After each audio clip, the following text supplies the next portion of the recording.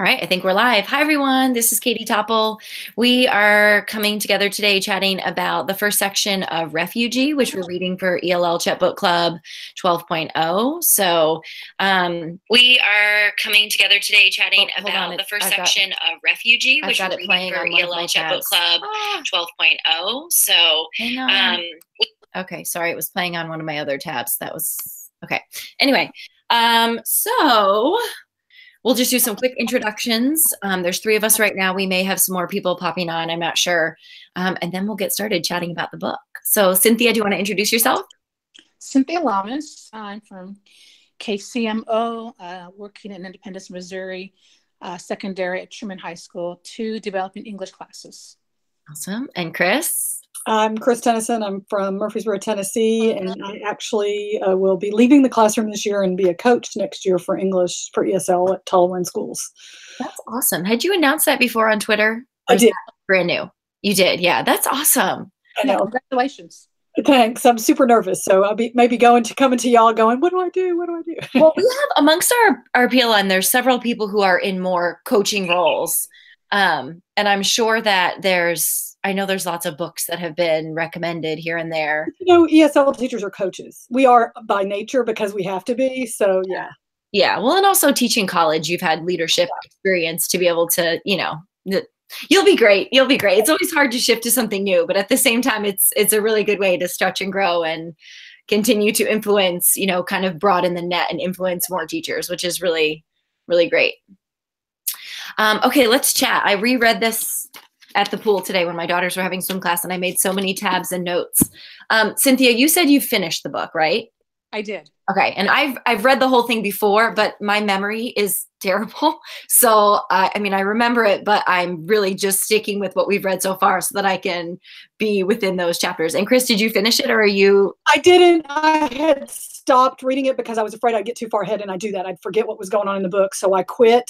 And so, but I have read through. Well, I made my questions for the week 2, so I've read through that part. So yeah. Yeah, I used to do a teacher book club at my school, and one of the things about people who read ahead was then they would never talk in the meeting because they couldn't remember what part was from what we were supposed to have read and what was too far, and so it kind of impacted our ability to have a good flow because they would be afraid, oh, I don't want to say that because I'm not sure if it's already happened and if other people know that's happened. Right. So, okay, one of the things that I made a note of, I guess it's actually on the very first page, was how in Joseph's section, how it mentioned that his father was not allowed to practice law anymore. And I thought that that's got to be such an issue for parents who come to the U.S. when they've had an established career in another country, and then they move and hi. We have someone else just joining us. Hi. Do you want to introduce yourself really quick? We already kind of did that, but go ahead and introduce yourself and we'll keep chatting. Sorry, I had to download the plugin. That took me a minute. I'm Elizabeth. Hey, Chris. I'm from Murfreesboro, Tennessee, and I'm an ESL teacher. Welcome. I'm Katie, and we have Chris, and we have Cynthia. Hi, Cynthia. Hello. So we were just starting to chat. We were talking, I was starting off by talking about how Joseph's dad, was not allowed to practice law anymore. And then obviously when families relocate to a new country, sometimes parents go from having an established career to kind of taking, a pay by the hour job, doing whatever it might be, cleaning or being a custodian, things like that. And how that's got to just affect so much within their family dynamics and their self-worth. And I think we see that as the father character develops in the story.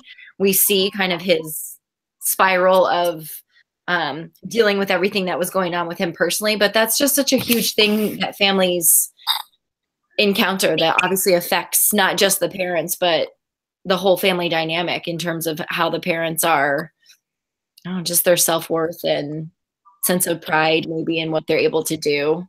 I know I used to work with a gentleman who came from Cuba, and he was a lawyer in Cuba and was a preschool teacher here, and couldn't have that same type of career. I mean, that's kind of just a totally different job. It's just something significant for individuals who go through that. I have an Egyptian EA, and she's a Coptic Christian, and she was a lawyer there. And she's brilliant. She's trilingual. And so she's got all these skills, but she's an EA for us, which is great for us because we get to utilize those skills. Yeah. She's not recognized for that lawyer, which in our society is highly esteemed. Yes. And so she's not as esteemed like she used to be. And I think she's had a harder time with that. Her husband as well. But yeah. Yeah. I mean, and particularly, you know, there's so much going on in the media right now and so many attitudes coming forward with negative perspectives about people who come to our country. And it's so unfortunate that somebody who could have, you know, being a doctor or a lawyer or a teacher, and they have such valuable skills, it's like when they come, it's just them in the eyes of other people are downgraded so much. And also, I'm sure just the way that they feel about themselves, because if you're working at McDonald's and you were a doctor, but now you're working at McDonald's, nobody sees that. And it is, I mean, just if you think about how somebody would treat you if they know you're a doctor versus if that information just becomes hidden or, you know, nobody cares to ask or nobody cares to really value it. It's just must be so frustrating.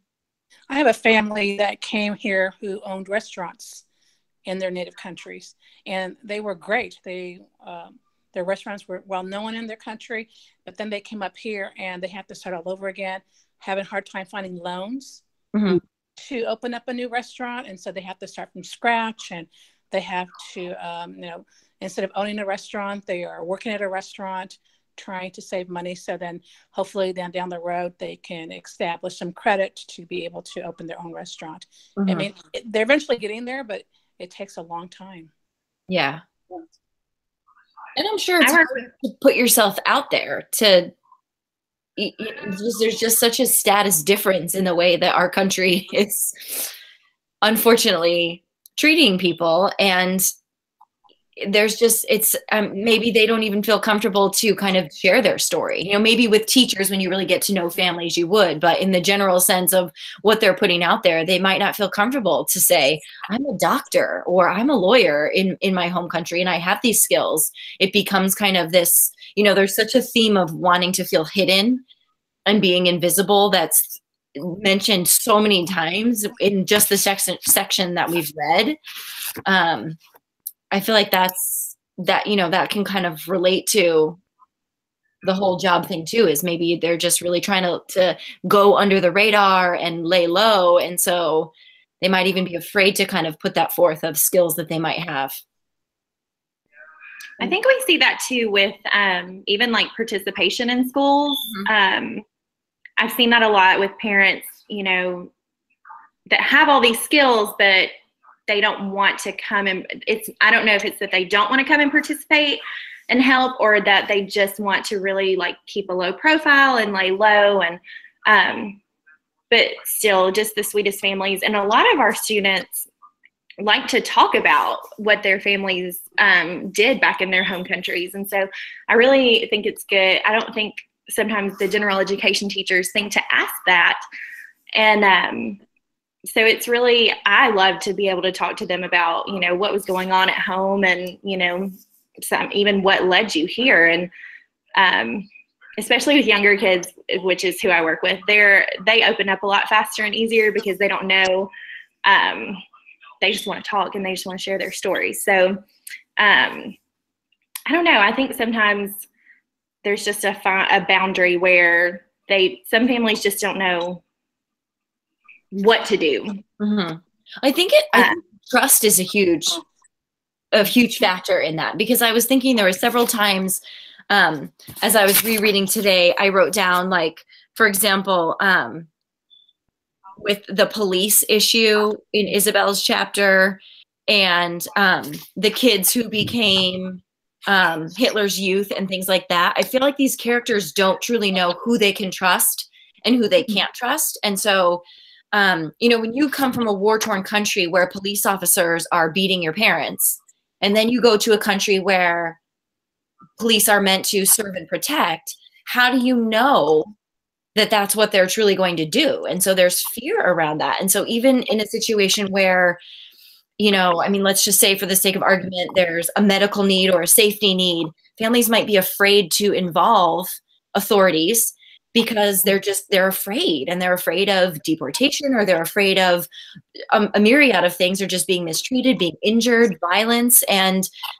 so from our perspective, where we would say, oh, well, yeah, the police are here to help, and why would anyone ever mistrust that? From somebody who comes from the perspective of seeing police involved in violence, I mean, and that even happens here too. But just, I imagine that it's so hard to know who to trust. And then there's these little snippets of people who are advocates, or people who are allies and stand up, like the boy on the train, when Joseph thought that he was totally screwed because he didn't have his band on and he got caught. And then the boy, you know, kind of was gracious and let him go and didn't make a big deal of it. There's those glimmers of people who do those things, but how do you know who's going to be that person versus who's going to be the person who doesn't have any empathy or sympathy for you, and who's going to be violent or hurt you or something, mistreat you? I think the mistrust with police is in Middle Tennessee, where they're being used as ICE agents as well. And so sometimes I have a student whose father reported a crime, and as far as I know, he had not committed one himself, and he was deported because they found out he was here illegally for reporting it against someone else. And so I think that there's a growing mistrust between our immigrant parents and the police. And they don't know, people don't understand that even if you're here legally, if you have the proper documentation, maybe we should use the word illegal, but if you have the proper documentation, the police aren't going to arrest you. But people don't understand the difference, and so there is a common fear, I think, in some places. And the police were doing their job. I'm not, you know, they didn't beat him or anything, but you know, I'm not criticizing the police. But it's hard. It's hard right now in our society to know who to trust, even in the United States. And that's why, I mean, that reoccurring theme of being invisible. You can understand why just you want to lay low and be under the radar and not draw attention to yourself. And so, you know, in some circumstances that, you know, what happens when there's an illness and you don't want to maybe go to the hospital because you have fears around that. And I mean, I can remember taking my daughter to the hospital when she had a concussion, and I felt like uncomfortable that they were going to judge me because my child got hurt. And I can't imagine being in that. I mean, and I'm, you know, there's nothing about me that's irresponsible or anything. And I felt really afraid that the doctor was going to call me out on having done something that was not responsible. And I can just imagine so much fear around everything. And, you know, especially for people who come here and they are undocumented, it's got to be, you know, and then we have the Secretary of Education saying that ICE can come and take children from school. So even when it's just hard, it's hard to know the truth. And I just, you know, there's so much empathy and sympathy for these characters because they're characters, but they're not. They are our students. They are, you know, they are families in our towns and in our cities and in our schools. And as much as we are allies in education, I'm sure that they also have a hard time opening up to us because they just don't know. I think that's why that question that was posed, what can we do as teachers to help students feel comfortable in our classes? And then some of the answers that I saw on Twitter about being empathetic and being open, creating those conversations for us to get to know the students. Some of our students, you know, for me, at least my students, my school is the only school they've been to. And so it's easy for them to establish trust with us. But then I also have students who have moved around a lot. And those students are my more quiet students, my more reserved students, because they don't know if they're going to be moving again. And so why invest the time to put trust into a teacher or into other students if they're not going to be here that long? And that's difficult. And that's like what Mahmoud said was, it was easier. I marked on one page when he said it's better not to have friends. Right. He mentioned that his friend was killed in a bomb or something, and it's better not to have friends because then you're not invested in people. And then when inevitably they leave or they're killed or something like that, there's less to be sad about. But it's, you know, that is something that can be a barrier if students are hesitant to make those connections, because we know as teachers that being culturally responsive and building trust and building relationships. Those are kind of the number one thing that we need to do. But it's hard, and it's a challenge when students have reasons to be mistrustful or to doubt. You know, I was thinking you really have to be careful about making sure if you say you're going to do something that you truly follow through and that you do it, and that you can show them through your actions that you are reliable and dependable. Because I imagine that it's really hard to trust. Mm-hmm. Well, you think about it. Go ahead. No, okay. You know, this past year was my first year to do like pull out ESL. I taught in a metropolitan district where we had so many students that we were blended. And so I think, you know, you want to think that the teachers are going to be the adults and be the bigger people and, you know, be embracing and warm and welcoming. And, you know, I feel like I had to do almost coaching this year, you know, just to still encourage those teachers. And, you know, people just, we have no clue. Like, we have no clue what these kids and their families go through to get here. And so I think that's something that I had to do that I wasn't expecting to have to do. And,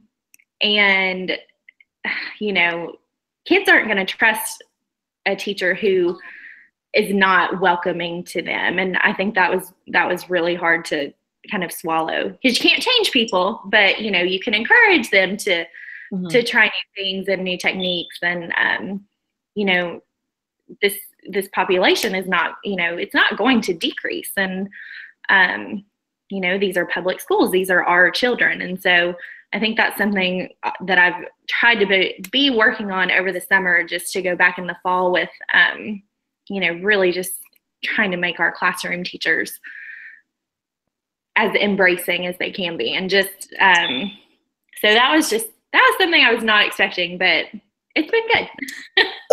You got to read that book, Culturize. Yes. Katie, did you read that one, Culturize? Sorry. Yeah, that was really good. Yeah, pick out of that. That's not specific to English learners. And sometimes when you're helping teachers of English learners, you have to pull from other sources so they can see that it's not just the ESL kids that need it. Mm-hmm. You know, and so, yeah. And I was just remembering too, I know a lot of people chimed in about reflecting on boosting achievement when we were addressing the question of what can we do to welcome these students and support them. And I remember Carol's section about the students in her class fighting with each other. And so yes. Something that you can't, even if as teachers and educators, we have this open mindset of we love everybody, everybody brings value and worth. And, you know, not that we necessarily treat everybody but the same, but we teach with equity and give students what they need. But when there's conflict between students from different cultural groups, or when students have anger with each other, that's a whole other ball of wax to kind of deal with and negotiate that, because, you know, we're finding that there are many individuals in our country who have attitudes that are completely the opposite of our mindset about individuals from other countries. And so you can't necessarily prevent your students from having biases against each other. So there's just so much that goes into establishing not only that connection with individual students and their families, but establishing that trust amongst your whole class and the group of kids that will learn together so that they can. Because just, you know, as you read this, like that term of affective filter, just it's as high as it can be for all these kids and for so many different reasons. And so as teachers, we need to figure out how to just get it to the point where they can even accept content, you know. And it's unfortunate because I don't feel like we always have the time and space to do that. It's like, dive in, content, we got to go. School started. Okay, here's my rules. Let's go. And really that takes so much time and so much careful thought process of figuring out what's going to work for each classroom. And that time, like Carol promotes, to have the social contract and to create those norms collectively, because it's not my classroom, it's ours. And that will look different for each group of kids. Well, that's what I'm going to do different coming from this new school year. I mean, I've taught for about, I think this is my fifth year going in. And I've always talked about my classroom prior as my classroom. And slowly I've turned it over to this is our classroom. But I really want to emphasize that next year, that my classroom is a community, a great community, and it's not your classroom, it's not mine, it's our classroom. Mm-hmm. So that's my big emphasis for the new year, and putting it around my classroom, that students know that we're all in this together. Mm-hmm. That makes me think too about how, you know, when we decorate the space or when we prepare the space, how cultural, like literature on being culturally responsive would say that this space is just as much the students in it should represent them, and that, you know, having something from home can bring comfort. But then it makes me question, if students are coming from situations like in the book, where is that balance of feelings of happiness for home and feelings of just sadness and fear and anxiety and hurt over home and that situation? And so I guess you just go with letting the students take the lead and guiding you of, you know, what's going to work for them and what's not. But that's just another layer that, you know, home doesn't necessarily conjure feelings of warm fuzziness when they're leaving and, you know, basically fleeing war-torn countries. That's a challenge. I think you talked about the dad at the beginning too. His trauma was because he literally went crazy, and it shows that even in the first few chapters of the book that affected his son. And we've had students, several of us, like I had students come from Thailand and that Korean Burmese conflict, and their fathers were crazy, and so their anger came out of their parents' craziness because they didn't really remember that time, but they were so ashamed. And some cultures are ashamed when people in their families are not, quote, normal, mm-hmm. air quotes, but, you know, that normal. So I think that's another thing to deal with when we're dealing with refugees, especially students that come from stories like this, where there's so much trauma going on just to get here. Yeah. And also then the fact that the children essentially need to step up and act in ways that are so adult. You know, we have several characters that are caring for younger siblings and having to be responsible for their siblings. And it just, you know, they're forced to grow up sooner, and, you know, possibly high school students having to work and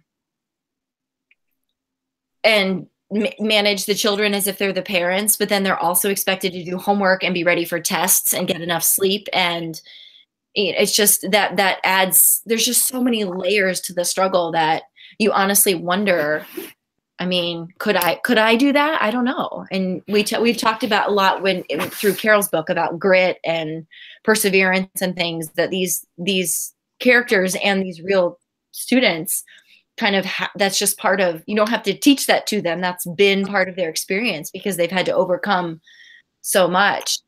But there's so many elements to it, because it's the journey itself to get here. It's what they've experienced while they were there and trying to get out. And then it's also just what life is like once they're here, because it's not as if you cross the border and it's all you know, lovely. That's just the beginning, is getting out of the bad situation. But then, I mean, you know, there's a lot more to deal with once they're here. That continues to be a struggle. Mm-hmm.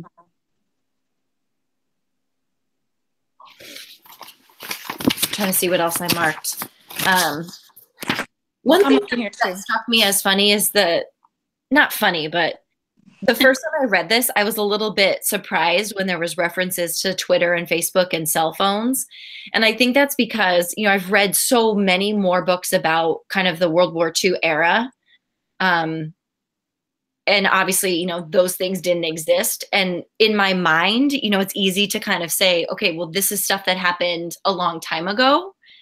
But for the sections about Syria, it's not a long time ago. It's 2015. That's super recent history. And it's, you know, it's definitely it's real. It's still going on. The thing about the Syrian is that it is still going on. There's still tons of people fleeing that area. And the Cuban story, I mean, it's the same for those people coming up through Central America. They're coming on the train, but it's the same harrowing, how am I going to get there? Am I going to be able to stay together kind of situation? I think both of those situations are really still going on today. Mm-hmm. So. I also wonder, like there's kind of the different characters represent different scenarios where for Joseph and his family, they were essentially told, get out. You have, what was it, 12 or 14 days to leave the country, mm-hmm. versus Isabel's family wanted to get out. And just neither situation is better or worse, but I just wonder kind of how that changes the dynamic of feelings and emotions and how the journey goes. Like, and maybe how much hope they have for where they're going and their future and everything. Well, I wonder on their journey if they thought they were going to get to where they wanted to get to. I just can't imagine being in their shoes, wondering, will I make it to the next point, mm-hmm. or even to the next day? And I mean, I have my days planned out, and I know where I'm going to be in 3 months, and they're just taking it day by day, and I just that's just very harrowing to me. Mm-hmm. Not to know where your next meal is going to come from, not knowing where you're going to sleep that night, not knowing if the next train is going to take you where you want to go, or if they'll let you on the bus. Or as for Isabel's family, you know, when will they leave, and will they leave? Because there was conflict in the family. Mm-hmm. For her family, if, you know, when was the right time to leave? And some of her relatives, the older ones, you know, had been saying, well, not yet. And then that day finally came for them. And it wasn't like, well, we'll pack for tomorrow. It was like right now. Yeah. You know. Mm-hmm. And that just relates to so much about their possessions, and like Isabel selling her trumpet, which was kind of something very special to her. There's so much loss of just, I mean, everything, but those little things that we feel, you know, there are things in my life that I think are so important. And if I were in that situation, it becomes clear that it's survival. Those things aren't important. Just, I mean, it's very hard to, I don't know. It's truly hard to put yourself in the shoes of a child who's in that situation, because it's unimaginable. It's really hard. And I feel like as much as we could read a story and have empathy and want to learn about it, you haven't lived it. And so it's really, you know, I'm sure it's hard for students to feel like you have any clue, or to really feel like their teachers get it, because I admittedly, I just feel like I'll never truly get it. I think the closest that maybe some of us could come to get it is if you've ever been through a disaster. Mm-hmm. That's true. Like a tornado, yeah. You know, demolishing a whole town, like what happened in Joplin, Missouri. Mm-hmm. Or if you go through a fire, mm-hmm. and you have very little time to grab the things that you want to grab, but you can't because there's no time. Yeah. I think if we can share those things with our students, I mean, I know it's not the same, but I think that helps create trust with them, that you kind of have an inkling of maybe what they've kind of gone through. Yeah. But that's what reading books like this for us is so important, because it gives us a different perspective. And when we share it with them, then we can have this shared learning experience, like that language experience almost, where we can share and we can say, hey, yeah. And the student can go, well, you know, this character in this book, that's like me. And so, okay, I can get some idea for what you're going through. I haven't been through it myself, but a good author can help you, bring you in and give you a clue to what's going on. So mm-hmm. I wonder how a child who is a refugee would feel reading a book like this. Because, you know, we talk about windows and mirrors and how students should have access to literature that reflects their lived experiences. But I just wonder if a child has been through something like this, how reading about it would, how that would go for them. Like if it would be a positive connection or if it would just bring so much sorrow and memories and be a negative experience. I don't know. We'll have to ask people that have done Project Book Lit Club, because a lot of them did that and they may have had students that have been through that. So yeah. I wasn't expecting the book to be what the book was. These 3 different stories. I knew it was 3 different stories, but I didn't know it was going to be different chapter by chapter. Uh-huh. And that was hard at first for me, because I'm like, oh, I'm going to have to get to this book, I'm going to have to go through 3 very difficult stories all at the same time. Mm-hmm. And so I found it hard, even for myself. Mm-hmm. I mean, I think it's so important for all kids today to see themselves reflected in the literature that they're reading.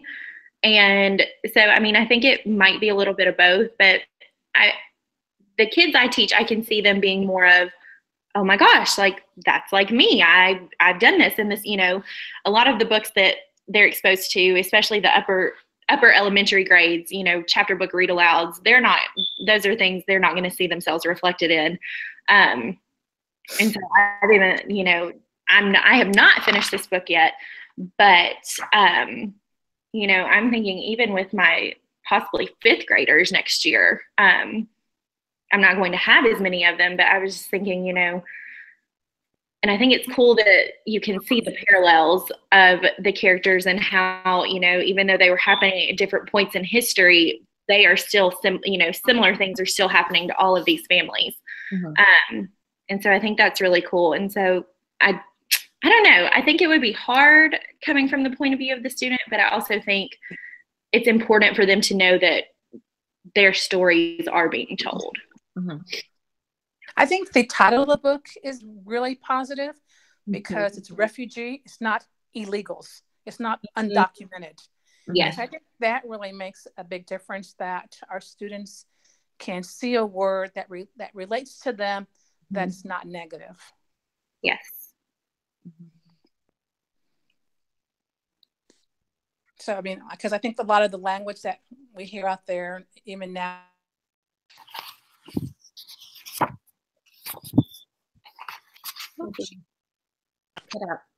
Sorry. A phone call was coming in. Oh. It took my feet away from you. Now I'm trying to think what I was saying. A lot of the stories. About the words. Yeah, about the words that our kids have, because a lot of my kids, they're on the internet. They get news feeds, and the words that they're hearing are undocumented, illegal.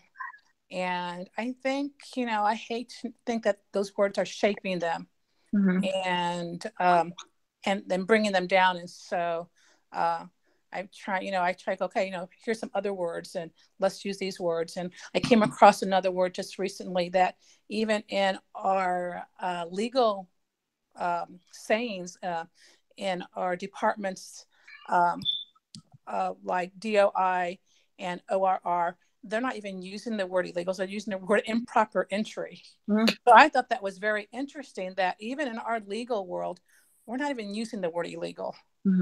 And just a couple of days ago, I found that. I'm thinking, oh, this is very interesting. But I think that they're using this term instead of illegal. But something that's, I feel like in the media and from our president, the word illegal is out there all the time.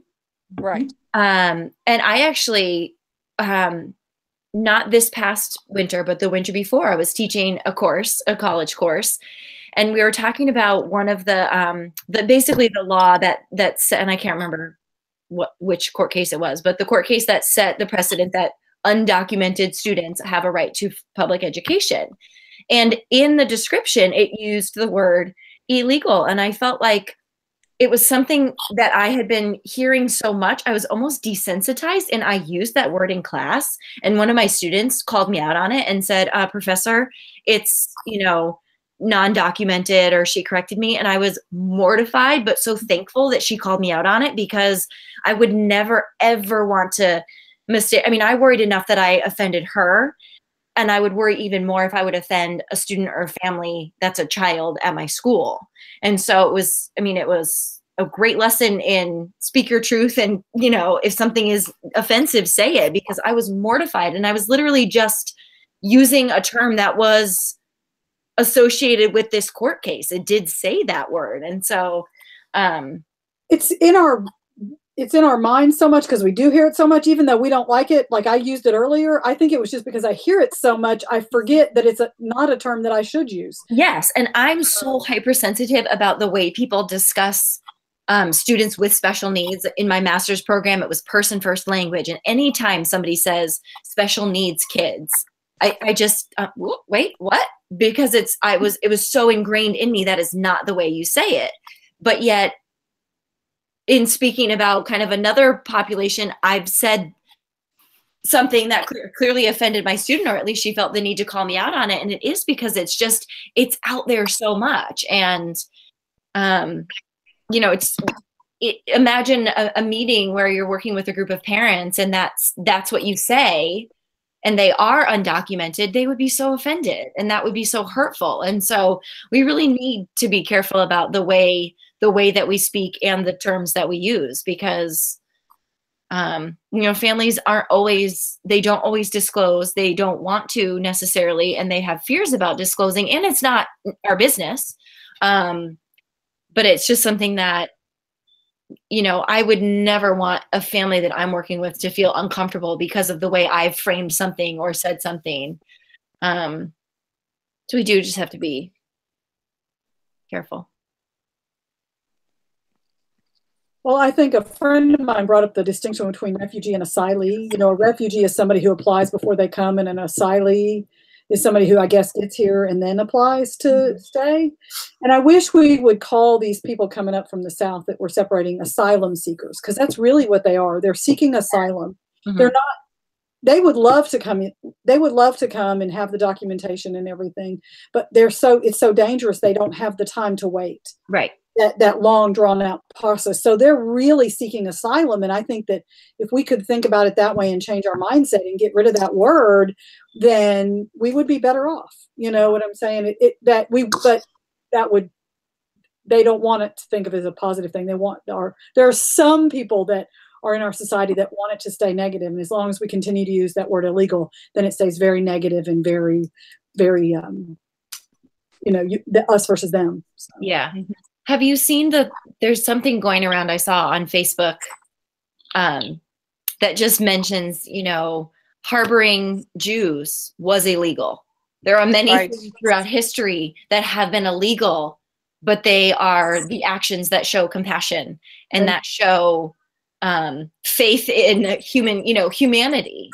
So that's just another interesting twist on it, that, you know, we can have that black and white line of illegal versus legal, but there are gray areas of, you know, the people who want to do what's best for other humans. Yeah, I saw that going around on Facebook about harboring Jews was breaking the law, taking in slaves, protecting them, was breaking the law. And so it took breaking the law to change the law. Yeah.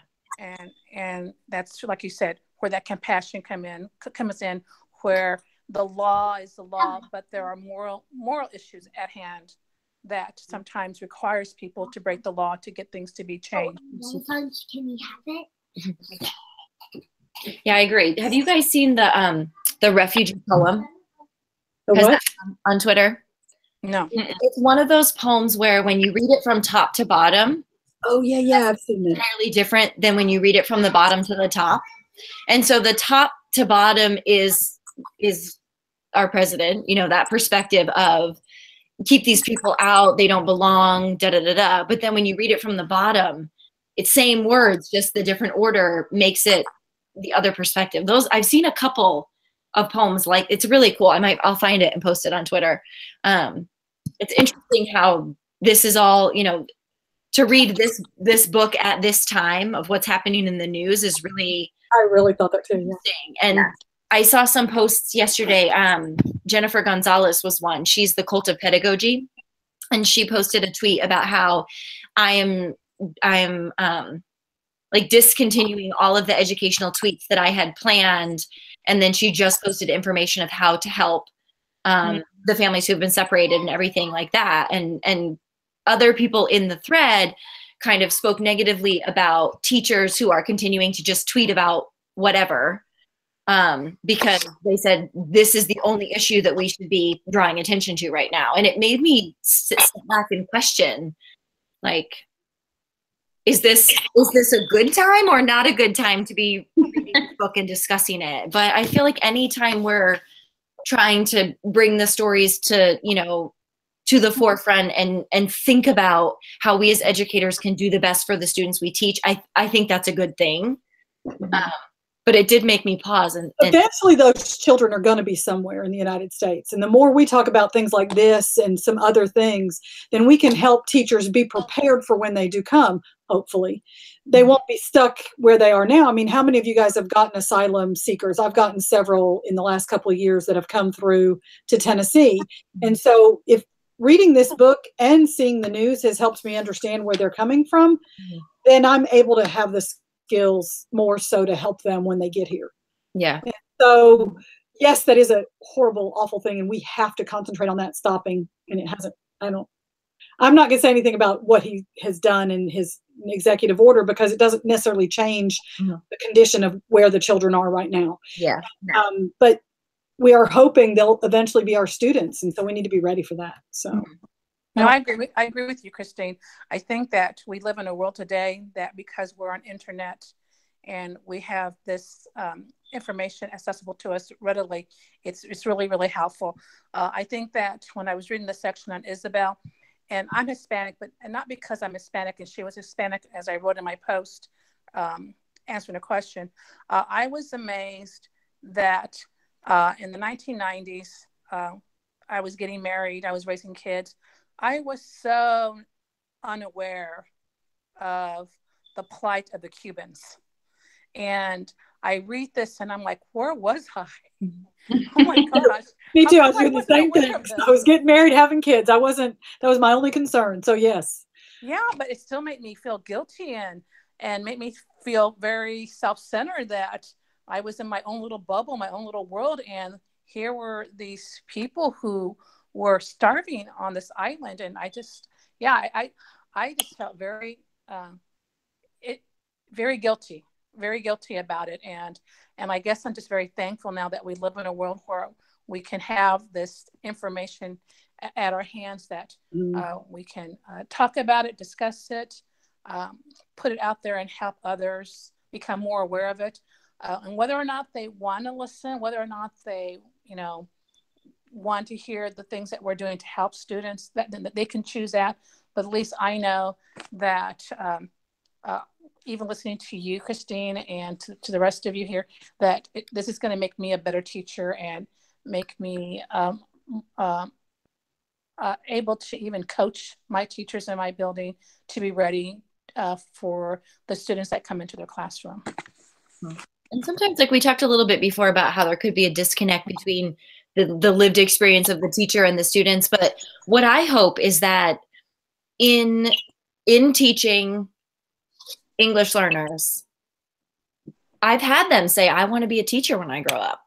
And then by the way that I teach and by the passion that I bring, if that inspires those kids to stay in school and to become a teacher, and then they're the teacher that can more connect with students over a shared experience, that's an amazing thing. Or if they become a doctor or a lawyer and, maybe they're going to be an immigration lawyer when they grow up, but it's, that's my hope, is that even though I'm a white girl who grew up with privilege, if I can really influence all the kids that come through my door, it continues. It's a waterfall effect, and that's what I really hope for, because I do think it's very important to have teachers of color and teachers that have been refugees that can have that connection with students. But just because I haven't doesn't I feel like it doesn't necessarily mean I'm not going to be a good teacher for them, but I do hope to inspire them, and so that they believe in themselves and they know that they can, whatever career they pick, you know, they can go for it, and then they can have that influence and be that role model of an English learner. Or, you know, like Emily Francis, her story is out there. She's been on Ellen, she's been in magazines, and she can say that, like, I've been there. And she tells that in that story about, you know, the person hired to carry them, to take them across the border, and getting stopped at the airport and being scared. And she has that story, and I'm sure that just connects to her students on so many levels. She's then Skyping and connecting with Carol's students, and they're having that, you know, shared experience and that connection. And it's just, I do feel like that just has such a huge empowerment piece. And so I hope that through all the work we're doing, whether or not we've had the same lived experience, we can encourage students and pay it forward, I guess. Going back to the book, I was thinking about how these kids, all three of them had their families with them. And I felt, even though they're going through this horrible thing, they had family members. And I think of some of our students who come here with no parents, and their unoccupied children coming across the border, and either living with relatives or living with sponsors. I feel for them, because I know they leave so much back at home. And that's why some of them have a hard time in school. And as a teacher, trying to be understanding to that, at the same time, you know, having high expectations for them, so that they can, you know, do what they need to do to help their families, whether help them get here, or if they're going to go back home, to help them in some capacity. One of Chris's questions for next week touches on that a little bit, about separation, which is, so we'll chat about that. And I think what you said, Cynthia, about high expectations, I was thinking about that. I feel like I wrote it down somewhere, or maybe it was in my tweet, but that, you know, these circumstances are so terrible, but that doesn't mean that we can have that, oh, pobrecito, you know, I'm not going to make you do this writing because you've just been through so much. We still need to hold our students accountable, because it just does them a disservice if we excuse them from the academic rigor because of their circumstances.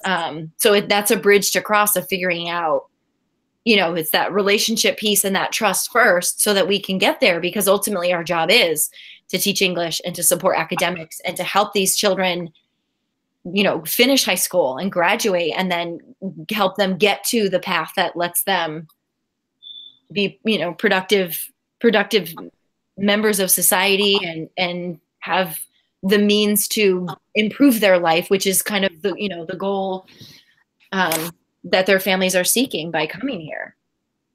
Yeah, you tweeted out today. And I think you ended up being like me, a warm demander. Yes. Okay. Yes. Okay. Yeah. That's one of, in culturally responsive teaching and the brain, Zaretta Hammond has, I'll tweet this out too. I'll take a picture of the page. She has a little chart where there's 4 squares. Is it on my bedside? No, it's downstairs. But anyway, she has these 4 areas, and one of them, I think, is that kind of permissive, like, well, they don't know better, you know, like, oh, well, they came from a war-torn country, so they're fighting in class. That's just who they are. They don't know better. But if we allow that, we're doing a disservice to the kids. So it's the warm demander is that relationship first, but then, yes, I expect you to do the work. That goes back to the mentality that we had for boys. Boys will be boys, even though they were fighting and bullying. Oh, the boys will be boys. And so we allowed that attitude to pervade our society for so long. Yeah.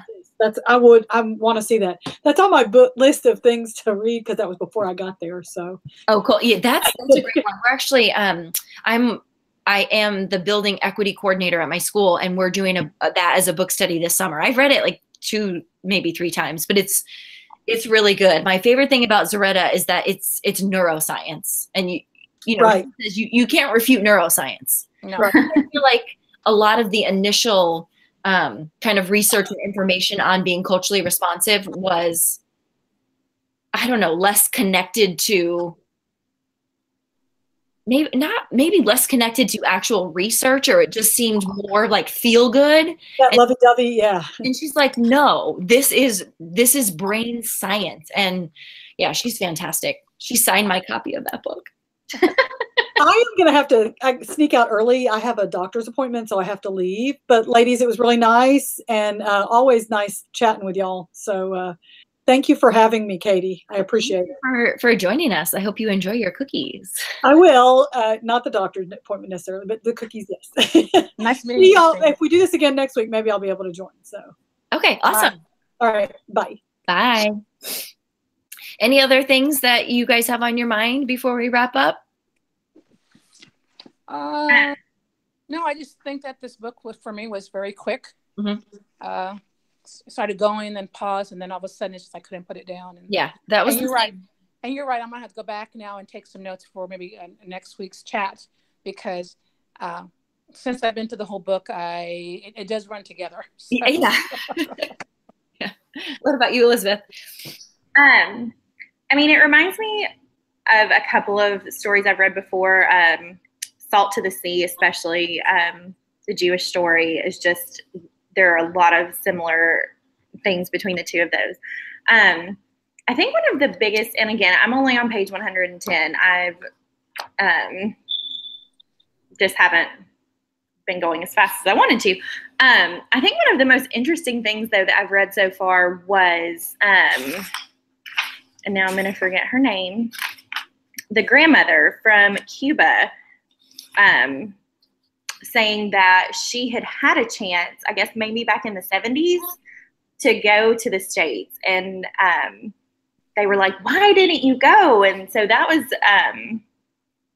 really interesting to me. And, you know, just as much as, you know, it's people I've seen, I've almost have to stop getting on Facebook recently, just because, you know, being in the South, you are exposed to a lot of people who, quite frankly, will say, go home, you know, you don't belong here. And that's really hard. And it just makes you feel really defeated as a human being. And so. Elizabeth, we have this here in the Midwest. No, it's awful. It's awful. It just, I mean, it tears you down as a human, I feel like. And so that's, Cuba in the 90s is just not something I've done a lot of research on. And so this book has been really kind of eye-opening to that situation. It's something I want to learn more about, but I'm excited to finish it. It's good. It's really good. The ending is really good. I'm terrible at remembering what I read, but I remember the ending. It's very good. Yeah, well, I'm going to plan to have one of these chats every week for whatever that section was. I'm going to be on vacation next week, but I am still totally up for doing the chat. Awesome. So I will probably, let me think about, Tuesday's the 26th, Wednesday's the 27th, probably Wednesday or Thursday. And then I'll just put it out there of who wants to join, and we'll kind of do the same thing. I'm not sure what time, because we might be doing kind of pool stuff in the middle of the day, taking the kids out. So maybe either earlier in the day or later in the day, but I'll try to get my times correct this time and tweet it out so that anybody who wants to join can. Awesome. Thank you so much for organizing this. This has been fantastic. My pleasure. It's so fun. I'm floored and honored and excited that the book club has lasted so long. I mean, we're in the 12th round, and every time new faces and new people pop up, and some people do one and then take a break, and you know, people come in and out because the school year gets busy, but it's just awesome that it's continuing to grow, and we've added the novels, which is I love it. Awesome. That's the draws. Ooh, that novel, you know, rather than a PD book, but I love it. It's such a great way to meet other educators and who, you know, share the passion for teaching English learners. And I hope it lasts for a long time. I hope so, Katie. My article goes out tomorrow in Mid-Tessel. My little short article about this book read, and then I'll probably put out some more articles about past the books that we've gone over, and then I want to talk to you to see what you have upcoming, because I've actually proposed something for our Mid-Tessel to do a little mini conference session. Awesome. To get more people interested in this club, from Mid-Tessel. So awesome. And yeah, I was talking yesterday with an ELO coordinator, and we were kind of purposely planning when the chats would be so that her teachers could catch up, because they're not doing the summer one with EL Excellence because it's not during the school year. So they're going to start it a little bit later. But I'm totally open to coordinating with people to make sure that the timing is good, and if they want their teachers to participate, because it's for the group. It's not for my reading for pleasure. It's really starting to be, for the purpose of truly educating staffs of EL teachers. And that's really incredible. So, I keep in touch and let me know what I can do. It can move with the needs of the group for sure. Sounds great. Yeah. You're the best. Well, thanks for joining. And I will tweet out those things I said. I'll tweet out those pictures in the poem, and then, stay tuned probably like early next week for the date and time of when we'll chat again next week. Okay. Bye, ladies. Bye. Bye, Elizabeth. Bye, Katie.